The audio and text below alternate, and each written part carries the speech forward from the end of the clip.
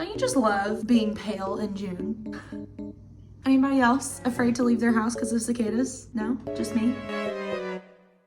Hello everyone and welcome back to my channel, or welcome to my channel if you are new here. Hi, my name is Liz and today we're going to be talking about all the books that I read in May. I ended up reading 10 books this May. I am very excited to talk about all of them. I have some really great reads that I read in May that I'm really excited to talk about. You guys know the drill. Talk about how I rated it and why, and yeah, let's get into it. The first two books that I read this month, I was reading book 2 and book 3 in the Halfling Saga series. First book is A Broken Blade, which I read last month. Book 4, I do believe, comes out in November of this year, I believe. In this fantasy world, there are 3 different people. There's humans, there's fae, and there's elves. The humans had actually invaded this land. Originally, it was populated by all the fae and the elves, which were at peace. However, when they invaded the lands, the fae still had their kind of area on the land, but the humans ended up eradicating all of the elves. So humans kind of took over that portion of the land, whereas the fae kind of still have their own portion of the land, and they're kind of in this like weird truce. In this kingdom, there are a lot of people who are halflings, so they are a mixture of the different races, and these people have literally no rights whatsoever. Our main character, she is a halfling, and she was found as a child, and this kingdom tries to give some halflings a chance to have some success in this new society of people, but you end up getting forced into kind of like the king's guard. Our main character is the King's Blade, so she's like his top assassin. What I really like about this series, it is very fast paced and it's a very different type of fantasy world than I'm used to. I know it's the female assassin thing, very similar to Throne of Glass. However, I really enjoyed this one because of the different politics surrounding the different types of subgroups of people that are within this society. Our main character, Kira, she ends up going on this mission to find this person called the Shadow, who has been against the crown and trying to take down the whole royal family. I ended up rating this one a 4 stars. The reason why I only gave this one 4 stars is because the beginning was very slow. Like, it took over 100 pages before I felt like I was really getting into the story and I was really invested in the story. I will say in the second book, you get a really good found family trope going on, and I really enjoyed all the side characters. I enjoyed how they interacted with our main character. And then after that, I read A Vicious Game, which is the 3rd book. I ended up giving this one 4.5 stars. I enjoyed this one so much more than the second one. I feel like right when the book started, I was invested. Like, there was stuff happening constantly, and I really enjoyed just everything happening in this one. I feel like a lot of questions that I had originally in the first and second book were answered in this one, and it also left me wanting more. So very much looking forward to the 4th and final book in this series. And then after reading those, I was in the mood for a romance book. So I ended up reading Alive at Night by Emily Reese. This book, I ended up giving 4.5 stars. I thoroughly enjoyed this book. She ends up working with her best friend's older brother, and I think they're both attorneys. They both kind of get forced to work with each other, so it's that office place romance. They've grown up not liking each other. It's very entertaining seeing their banter back and forth. Like, from the get-go, first page of this book, they get thrown together into working with each other, and I just really enjoyed it. They had to share an office space, so you can imagine how that went down. They end up striking this deal where the guy, he really needs help on a case for one of his close friends, and our main girl, she has a lot of past experience on cases similar to those, so he asks for her help, but in return she asks him if he will be her fake date to her half-sister's wedding. It's just a really fun and enjoyable read. I will say the only reason why I gave it 4.5 instead of higher than that, it could have been a 5 stars. Like, I really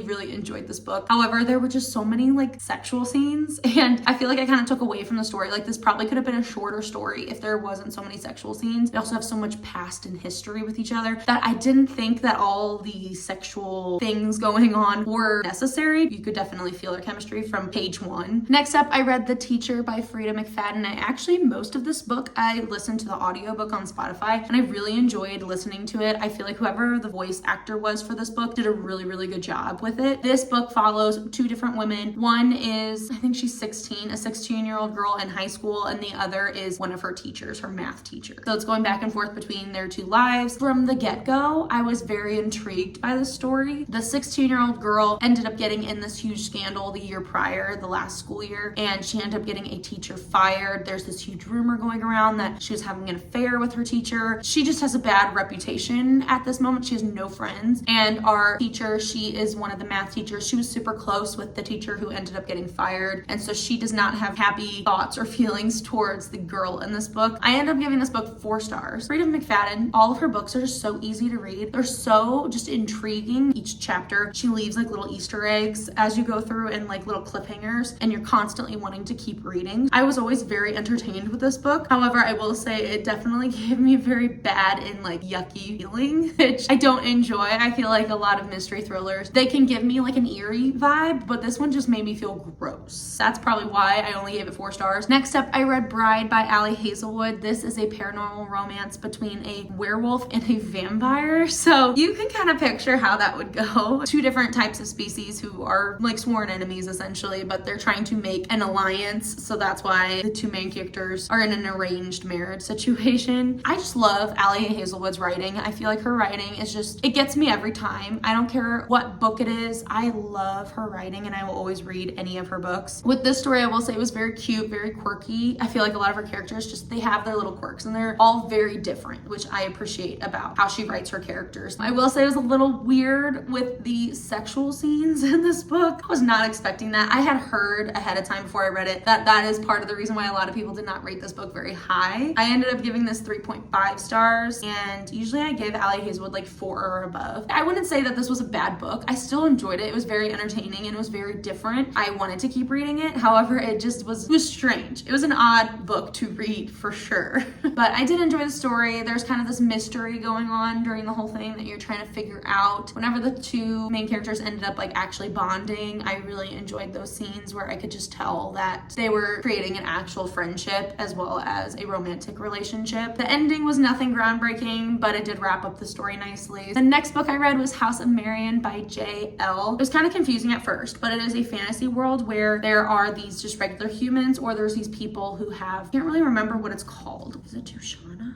If you have magic and you grew up with it, there's like a good version of it and there's also a bad version. Our main character, she has the bad version of this magic called Tushana. People who have Tushana have been hunted for generations, and her and her mom at the very beginning are on the run, and she's just always bounced around from location to location growing up. Her and her mom end up getting separated, and so she decides to go to her grandma's academy, which is called the Order. It's very like high class. You're wearing these dresses and you're learning manners and how to be polite in society. So it's a very weird mixture of like time periods almost. But at the Order, there are these like 3 rites of passage that you have to pass in order to bond with your magic essentially. But she has the chance to bond with the good type of magic. Ended up rating this one 3.5 stars. I thought it was a very decent story with a very fresh take on a fantasy world, very interesting to think about. However, I will say I was kind of bored in some parts of this book. I felt like it kind of lulled a little bit, kind of midway through. It did end in a way where I definitely want to read the next book. Next up, we have In the Weeds by B.K. Borison. I ended up giving this one 4 stars. This is like an interconnected standalone series. The first book is Love Light Farms, which I think I gave like 4.5 stars this past winter. The writing was just so easy and fun to read. The romance was just everything. The characters were so fun. It just takes place in this very small town, so it's got that small town vibe that I really enjoy in different romance books. In this story, it is following a social media influencer. She is kind of in a rut in her career. In order to kind of gain more inspiration, she comes back to this small town. You actually get glimpses of her in Love Light Farms because she comes to Love Light Farms, part of this contest. In the past, she had a one-night stand or a couple night stands with one of the guys who works at Love Light Farms. It's a second chance romance. I really enjoyed the 2 main characters in this book. All of the side characters, I feel like in this small town just have so many fun qualities about them, and love this world. I'm very excited to continue reading the other books in this series. Next up, we have The Luminaries by Susan Dennard. I definitely will continue reading the rest of the series. I think it's going to be a trilogy. Scattered throughout the entire world, there are these spirits. These spirits have these nightmares that they have created. So literally think like vampires, werewolves, ghosts, anything and everything that you can think of, like a mythical creature. At night, there's these mists that like rise up, and it births all of these nightmares. All across the country, there's these different communities of people who live right on the edge of the forest where these nightmares come to life, it is their job to hunt them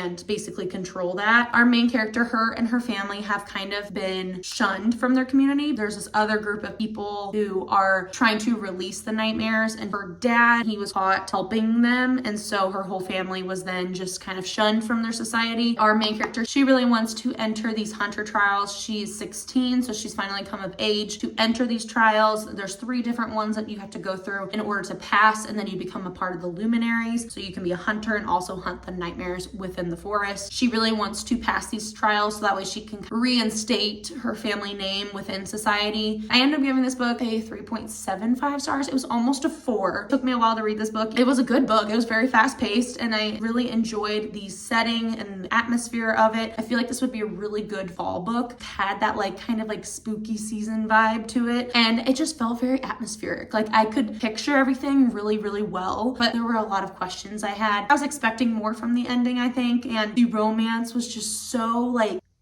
barely there. The tiniest sprinkle of romance imaginable. I'm hoping the second book there's more, because it definitely leads you on to think it'll be a bigger part of the next book. I hope. The next book I read was Funny Story by Emily Henry. I love Emily Henry. Our main character, Daphne, her fiance ends up breaking off their engagement to then go off and date his childhood best friend. He kind of leaves her in this rocky situation where she needs a new place to live. And so Miles, our main guy in this book, his girlfriend is the one who her fiance left her for. She ends up moving in, they become roommates, and they could not be more opposite of each other. They're just both experiencing this huge shock and this huge heartbreak. I really, really enjoyed seeing their growth in this book. I really enjoyed seeing their friendship. It just felt very realistic. All the things that they were dealing with were things that we deal with, and I just don't know how Emily Henry does it, but the way she describes these characters, I feel like they are just all so well thought out. I just love these 2 characters. Oh, and I don't even think I mentioned it. I gave this 5 stars.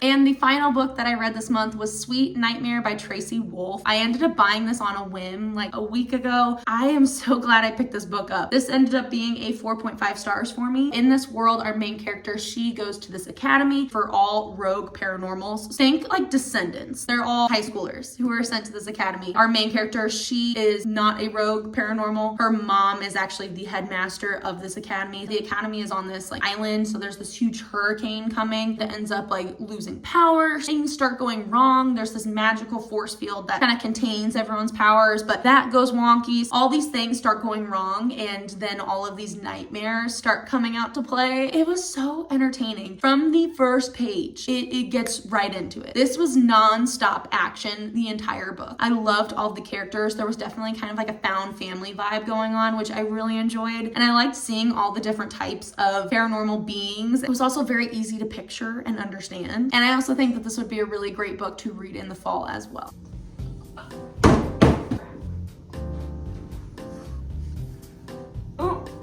And that is it for today's video. I hope you guys enjoyed. Hopefully this gave you some new books to read. I really enjoyed reading this month. I'm so excited now though, because now I get to get into my summer TBR and I cannot wait. Once again, thank you so much for watching, and I will see you guys in my next video. Happy reading. Bye.